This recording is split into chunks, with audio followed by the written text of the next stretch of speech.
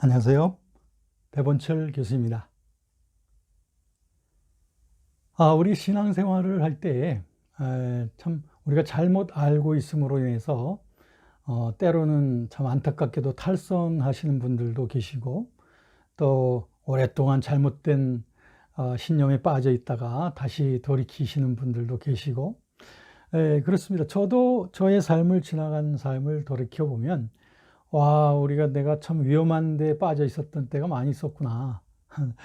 잘못된 신념을 갖고 있었던 때가 많이 있었구나.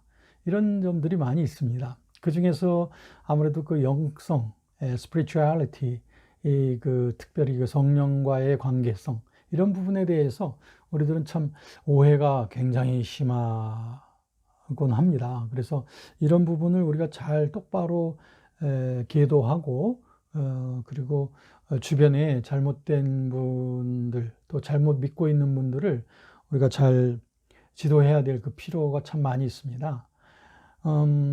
그 중에서 하나가 이제 그 성령의 음성을 듣는다, 또 하나님의 음성 듣는다, 라고 하는 그런 말들을 많이 하지만, 여기에는 좀 우리가 잘못 오해하기 쉬운 그런 부분들이 많이 있습니다.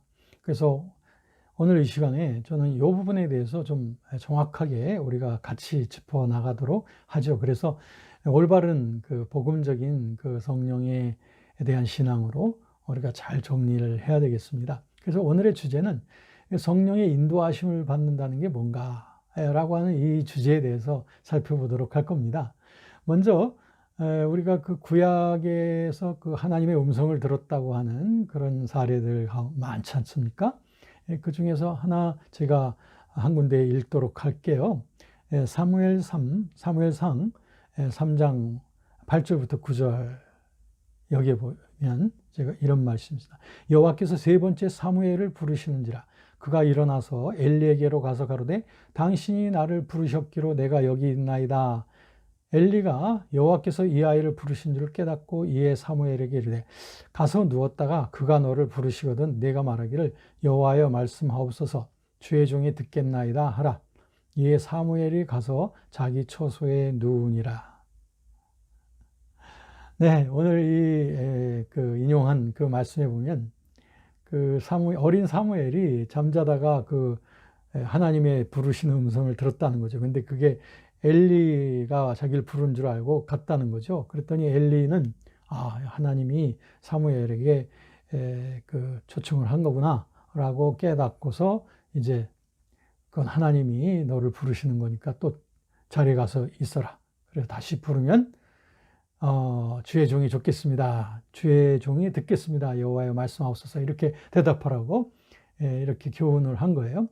자, 이런 그 내용을 보면 이 말씀뿐 아니라 구약에는 하나님의 음성을 직접 들었다라고 하는 그런 표현들이 참 많이 있습니다. 그래서 자, 우선 먼저 첫 번째로 볼 것은 우선 성령의 인도하심, 그 하나님의 음성에 대한 여러 가지 오해가 많다는 거, 이걸 먼저 한번 얘기하겠습니다. 상당히 열광적인 신앙 생활을 하시는 분들 가운데 보면 성령의 음성을 듣는다, 또 하나님의 음성을 들었다, 하나님이 내게 직접 말씀하셨다, 뭐 이런 표현들을 하곤 합니다. 또는 하나님의 계시를 들었다, 뭐 이런 말씀. 이런 그 표현이 주로 그 의인적인 묘사로서, 우리 음성을 듣는다는 말 자체가 좀 의인적인 묘사 아닙니까? 그런데 사실 보면 성령은 우리처럼 인간처럼 그렇게 인간이 귀에다 대고 말하듯이 말이죠. 귀에다 속삭이듯이 또는 그런 식으로 그런 식으로 표현하는 것은 아니죠. 성령은 영이시기 때문에 그런 어떤 육성을 통해서 우리에게 말씀하신다라고 말할 수 없습니다. 이렇게 되면은 굉장히 위험스러운 신앙에 빠질 수가 있습니다. 저는 직접 그런 말을 들었습니다. 어떤 분이 말하기를 성령은 오른쪽 귀에다가 말씀하시고 마귀는 왼쪽 귀에다 말한다. 이런 너무 육감주의적인 이런 그 잘못된 신념에 빠지게 되면은 계속 귀를 쫑긋하고 뭔가 들려오는 것이 없는가, 기도하다가도 뭔가 내 귀로 들리는 게 없는가, 라고 이렇게 빠져나가는 이런 잘못된 신앙에 빠져 들어갈 수가 있습니다. 이걸 저는 과도한 육감주의라고 그렇게 표현을 하고 있습니다. 여러분, 우리가 하나님은 영이시기 때문에 영이신 하나님을 예배하는 방법도 우리의 신령과 진정으로 해야 된다고 했지 않습니까? 그 마찬가지로 성령은 하나님의 영이시기 때문에 하나님의 영이신 성령께서는 우리에게 영적인 그런 방법으로 우리에게 인도하심을 주고 교훈하는 것이지, 그 인간이 인간에게 하듯한 그런 방법으로 할 거라고 기대하는 것은, 그것은 잘못에 빠져들어갈 수 있는 것입니다. 그런데 여기서 질문이 생깁니다. 그래도 성령께서 우리를 가르치고 말씀하신다고 분명히 했지 않습니까? 라고 하는 질문이죠. 그렇죠. 예수님께서도 말씀하셨죠. 당연히.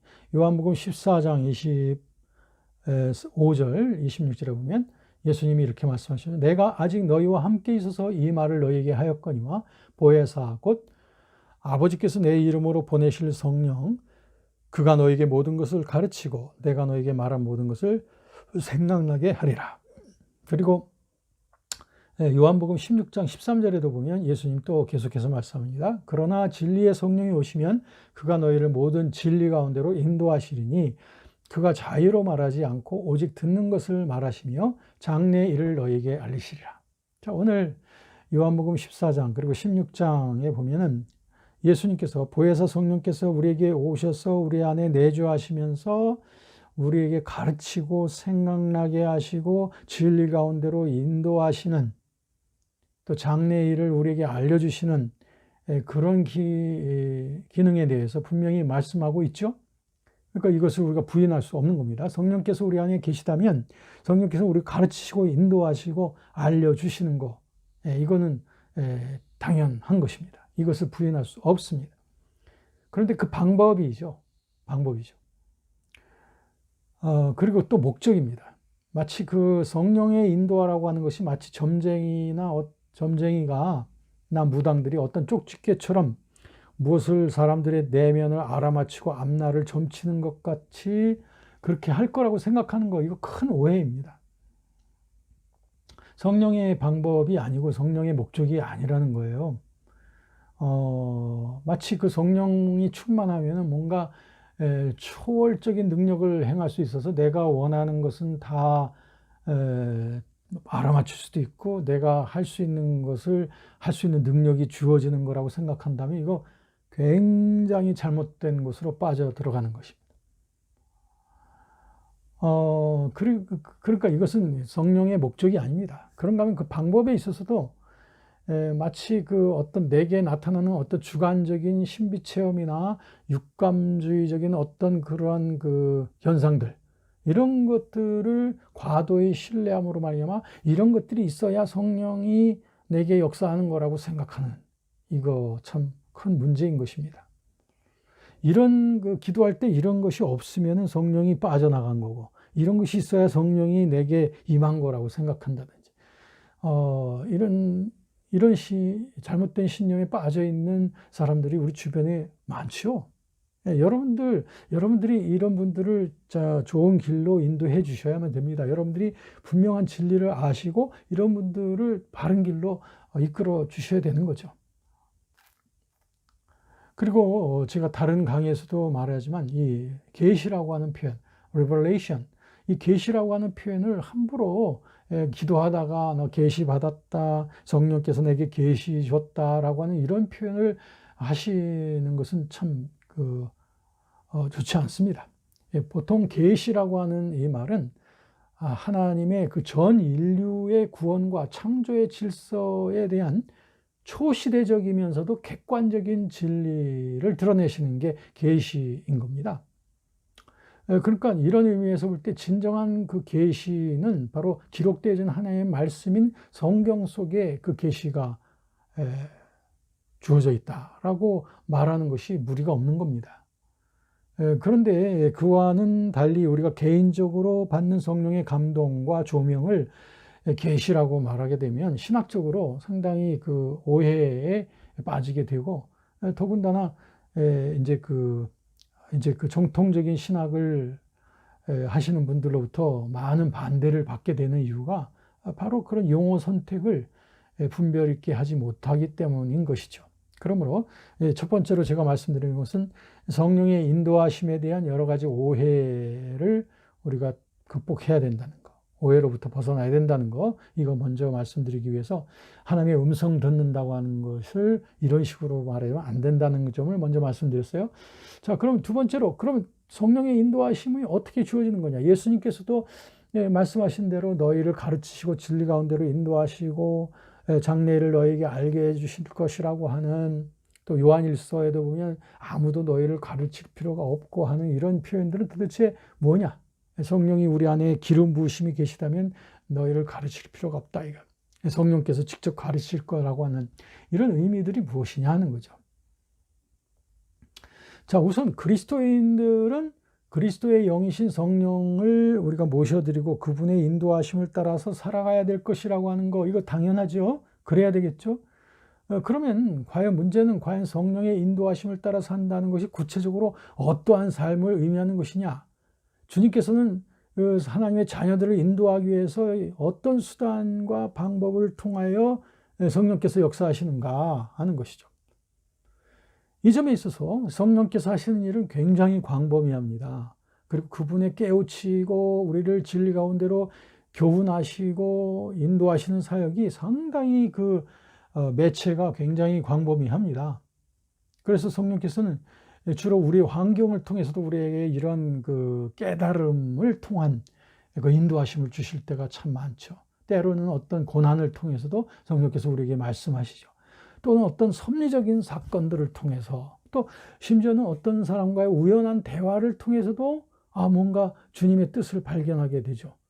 그런가 하면 보다 더 일상적으로는 하나님의 말씀을 읽고 공부하고 묵상하는 가운데 우리들은 성령님의 조명, 성령님의 깨우치심을 받게 되죠. 또 우리가 예배드릴 때 설교 말씀을 듣는 가운데서 성령께서 내게 주시는 교훈과 인도하심을 우리는 또 깨닫게 되고 발견하게 됩니다. 때로는 우리가 직장에서 열심히 일하고 있는 중에도 성령께서 우리를 교훈하실 때가 있죠. 더 나아가서는 우리가 휴식과 잠자는 중에서도 때로는 꿈을 통해서도 성령께서 우리에게 인도하심을 부단하게 주십니다. 즉 내 영혼이 성령을 향하여 열려있고 깨어있다면 우리들은 성령님이 우리를 인도하시는, 지도하시는 그 감동을, 그 조명을 우리들은 아주 종종 받을 수가 있습니다. 그런데 이런 성령의 감동을 우리가 성령의 음성을 들었다라고 하는 그 표현을 쓰게 되면은 좀 오해가 일어나는 거예요. 그런 표현이 상당히 부담이 많이 가는 거예요. 제가 한번 이런 질문을 학생들에게 해봤습니다. 여러분, 하나님의 음성을 들어보셨습니까? 라고 이런 질문을 했더니, 그래서 하나님의 음성을 들어봤다라고 이렇게 딱 손 들고서 답변한 사람들이 없었어요. 때로는 한두 사람이 있을 뿐이었습니다. 왜? 그 질문 자체가 굉장히 오해가 일어나기 쉬운 질문이었기 때문입니다. 자, 그런데 그런 표현 대신 성령의 인도하심을 따르는 삶을 말한다면, 만약에 제가 학생들에게 여러분 성령의 인도하심을 따르는 삶을 살고자 노력합니까? 이런다면 아마 많은 사람들이 아멘하고 대답을 할 거란 말이죠. 그렇다면 하나님의 음성을 듣는다라고 하는 말과 성령의 인도하심을 따른다는 말 사이에는 마치 그 표현에 있어서 엄청난 차이가 있는 것 같이 여겨집니다. 이 말은 하나님의 음성을 듣는다는 말이 그만큼 오해를 많이 불러일으킨다는 거죠. 그래서 우리들은 가능하면 이런 표현보다는 우리 신약 성경 속에 나타나 있는 성령의 인도하심이라고 하는 그런 표현으로 잘 사용하면 좋겠고, 계시라는 말보다는 조명이나 감동이라는 말로서 표현한다면 아무런 오해가 생기지 아니할 것입니다. 자, 그럼 마지막으로 세 번째, 그럼 우리는 우리 안에 내주하시면서 우리를 인도하시는 성령의 그 인도하심을 어떻게 하면 잘 받으면서 살 수 있을까? 네, 아까 제가 말씀드렸듯이 성령의 인도하심은 어떤 특별하고 예외적인 비정상적인 그런 방법을 통해서 나타나는 게 아니고, 우리 자연스럽게 우리의 인간 영혼의 자연스러운 기능을 통해서 성령의 인도하심이 주어지고 우리 환경을 통해서 또 말씀과 예배를 통해서 성령의 인도하심이 주어지기 때문에 우리가 별다른 신기한 예외적인 체험을 추구하면 안 돼요. 그것을 기대해서는 아니 됩니다. 그게 아니라 일상 속에서 우리의 생내적인 우리 마음의 기능, 생각과 감정과 우리의 이 의지를 통해서 또 가장 안전한 것은 말씀 속에서 우리가 늘 묵상하고 공부하는 그 말씀을 통해서 하나님 말씀의 진정한 저자 되시는 성령의 감동이 내게 전달이 되어지도록 기대하는 것. 그러니까 날마다 우리가 하나님 말씀을 대하는 그 삶을 우리가 게을리하지 않고 있지 않습니까? 그런 점에서 우리들은 매일같이 갖는 이 quiet time, 말씀의 시간, 예배의 시간을 통해서 주님의 그 인도하심, 좀 과격하게 말하면 하나님의 음성을 듣는 이런 그 삶이 연속이 되어진다면 이렇게 본다면 우리들은 어떤 특별하고 예외적인 비정상적인 체험이 아니라 우리의 내면 속의 생각과 감정 그리고 우리의 의지, 우리의 양심을 통해서 성령의 뜻과 인도하심을 우리는 받으면서 살 수 있다 라고 하는 것을 볼 수 있습니다. 자, 그럼 내게 이런 어떤 감동이 주어지는 게 다 성령의 감동이냐? 그렇게 생각해서는 안 되겠죠? 그렇게 봐서는 아니 되겠죠. 물론 이 마귀도 우리에게 감동을 줄 거예요. 또 죄악을 통해서 우리에게 격정을 불러일으킵니다. 유혹을 통해서도. 그러니까 그런 것을 다 하나님이 하셨다고 할 수가 없어요. 그렇기 때문에 우리들은 반드시 분별을 해야 됩니다. 분별을 해야 됩니다. 고린도전서에도 보면은 예언하는 자들의 말을 우리들 그대로 다 받아서는 아니 되고 그걸 분별을 하라고 했지 않습니까? 마찬가지로 우리 속에도 이런 어떤 감동이 일어날 때에 그것을 그대로 다 받아들여서는 아니 되는 것입니다. 그러니까 분별은 우리의 책임입니다. 분별에 있어서 제일 중요한 것은 내게 주어지는 어떤 감동이나 깨달음이 성경적인가 하는 것을 봐야 됩니다. 즉 하나님의 말씀의 정신과 합치하고 있는가 하는 거죠. 왜? 아까 말씀드렸지만 성경의 진정한 저자가 성령이시잖아요. 그렇다면 성령께서 내게 주는 개인적인 감동도 같은 한 성령이 하신다면 성경 말씀과 일치해야 된다는 거예요. 말씀의 정신과 일치해야 된다는 거예요. 서로 정신이 틀리다면 그것은 같은 저자라고 할 수, 같은 그 발원이 되어 같은 발원이라고 할 수 없죠. 즉 성경의 정신과 합치되는 것을 이것으로 분명히 봐야 되죠. 그런가 하면 또 두 번째는 뭐냐면 성령께서 주시는 그런 인도하심은 항상 내 인간의 내면의 양심과 그리고 그 마음속의 평강과 확신으로서 우리에게 주어지는 것, 전인적인 어떤 확신과 함께 내게 주어집니다. 마음의 평강과 함께 그것이 하나의 또 표시가 되겠습니다. 그러니까 어떤 감동을 받았는데 마음이 끝없이 불안하고 초조하고 한다면 우리들은 일단 멈춰야 됩니다. 그리고 분별을 해야 됩니다. 그래서 그것이 과연 하나님께 속한 것인가? 아니면 내 속에 있는 어떤 욕구의 표출이냐? 아니면 마귀적인 어떤 유혹인가? 이런 것들을 신중하게 살펴봐야 됩니다. 그래서 성경의 정신을 가지고 봐야 되고 그 다음에 우리 내면적인 분별을 가지고서 우리들은 양심적인가 또 내 마음에 그 평강이 있는가 그리고 전인적인 확신이 동반되고 있는가 이런 것들을 끝까지 확인하기 위해서 우리들이 시간을 갖는 이것을 하나님께 대한 불순종이라고 생각해서는 아니 되는 거죠. 더 확실하게 하기 위해서 우리들은 이 일을 거쳐야 되는 것입니다.